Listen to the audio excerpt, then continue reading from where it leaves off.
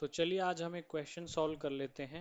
a and b are the roots of x square minus three x plus P is equal to zero and c and d are roots of x square minus twelve x plus Q is equals to zero where a b c d form a gp prove that q plus p ratio q minus p is equal to 17 ratio 15। तो देखो यहाँ पे जो चीज़ given है उसी से हम पहले कुछ कोशिश करेंगे क्वेश्चन को सॉल्व करने का। देखो अगर a और b रूट्स हैं इसके, ठीक है, तो हमें a और b अगर सम ऑफ रूट्स अगर हमें पता हो तो उसको हम लिखते हैं sum of roots a plus b will be equal to minus b over a। तो इसके अकॉर्डिंग माइनस b हो जाएगा minus of minus three, a हो जाएगा वन, तो ये हो जाएगा थ्री। ठीक है, मैं पहले फर्स्ट इक्वेशन की बात कर रहा हूँ, ठीक है। सेकंड इक्वेशन की भी बात कर लेते हैं। अब पहले मैं, चलिए अब मल्टीप्लिकेशन ऑफ रूट्स क्या होगा, a मल्टीप्लाई बाई b, वो होता है c बाई a के इक्वल। तो p एक्स स्क्वायर का कॉफिशिएंट वन है तो p आ जाएगा ओनली। ऐसे ही दूसरी इक्वेशन में c और d रूट्स है ना, तो c plus d will be equal to what, minus of minus twelve by one which will be equal to twelve. और c multiply by d will be equal to twelve only. अब देखो c plus d will be twelve and c multiply by d will be equal to q। अब देखो question को solve करने के लिए ना हमें एक चीज पे ध्यान देना पड़ेगा कि ए बी सी डी एक क्या है, जीपी है।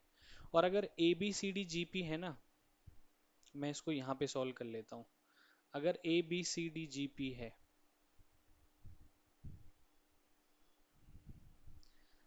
ए बी सी डी अगर जीपी है, तो मैं क्या लेट कर सकता हूँ, इनको बताओ। इनको मैं लेट कर सकता हूँ, ए को मैं लेट कर लेता हूँ ए, बी को मैं लेट कर लेता हूँ ए आर, सी को मैं लेट कर लेता हूँ ए आर स्क्वायर एंड डी को मैं लेट कर लेता हूँ ए आर क्यूब। ये चीजें मैं लेट कर लेता हूँ। अब ऐसा मैं क्यों कर रहा हूँ, इस चीज का जवाब आपको अभी क्वेश्चन में पता चलेगा। धीरे धीरे मेरे साथ जब आप सॉल्व करेंगे तो आपको पता चल जाएगा कि ये क्यों किया मैंने, ठीक है। तो अब देखिए इसके अकॉर्डिंग फर्स्ट टर्म ये है, सेकंड टर्म ये है, थर्ड टर्म ये है, फोर्थ टर्म ये है, where R is the common ratio, ठीक है।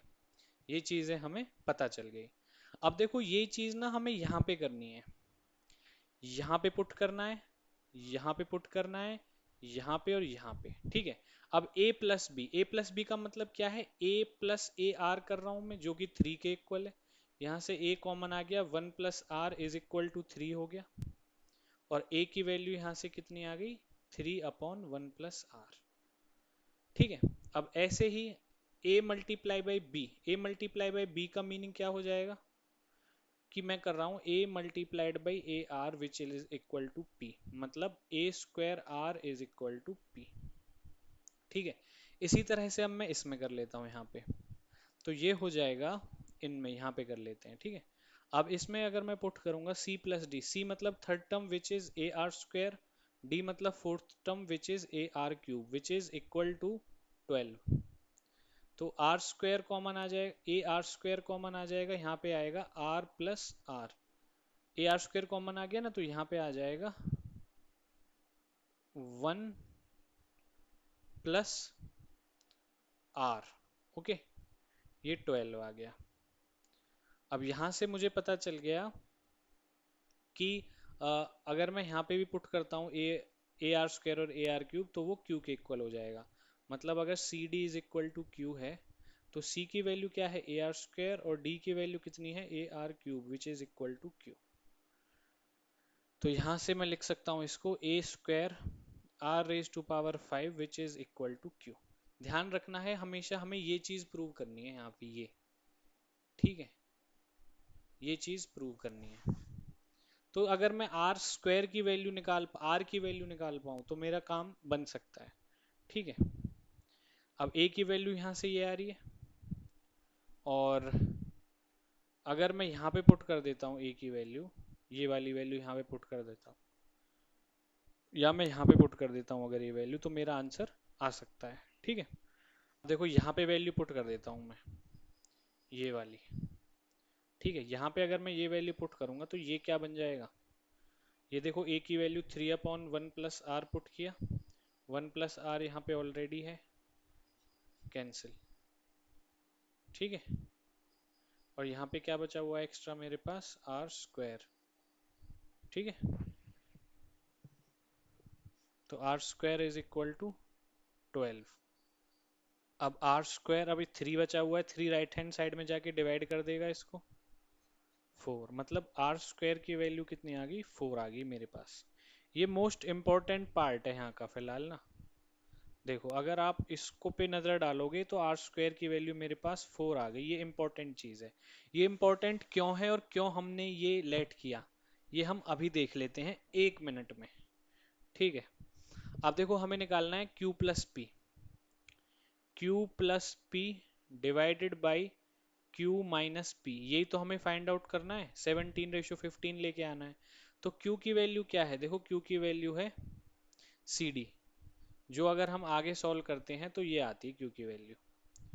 ठीक है, ये क्यू की वैल्यू आती है। क्यू की वैल्यू अगर मैं यहाँ पे पुट कर देता हूँ,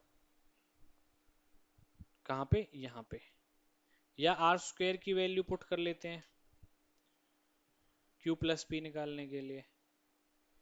पी की वैल्यू ए स्क्वायर आर है, पहले मैं पी की वैल्यू लिख लेता हूँ, पी की वैल्यू है क्यू स्क्वायर आर,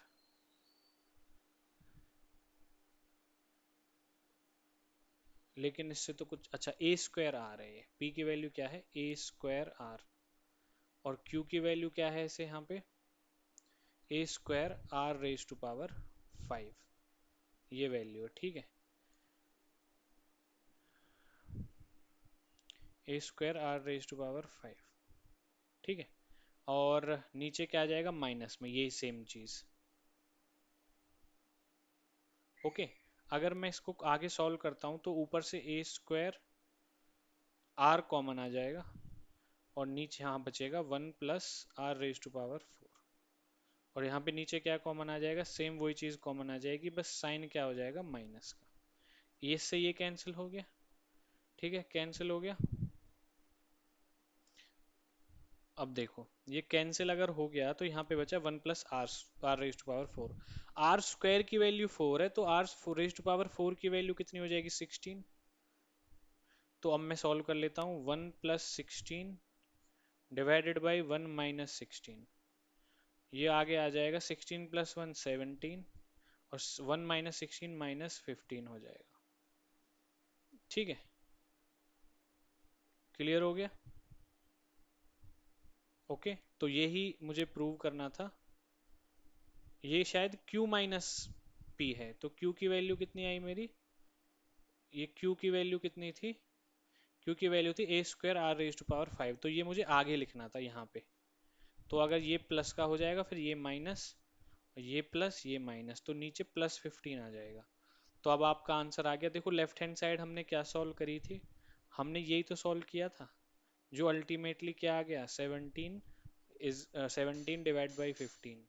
तो 17 डिवाइडेड बाई 15 आपका रेशियो हो जाएगा, और यही आपका आंसर है। Thank you very much.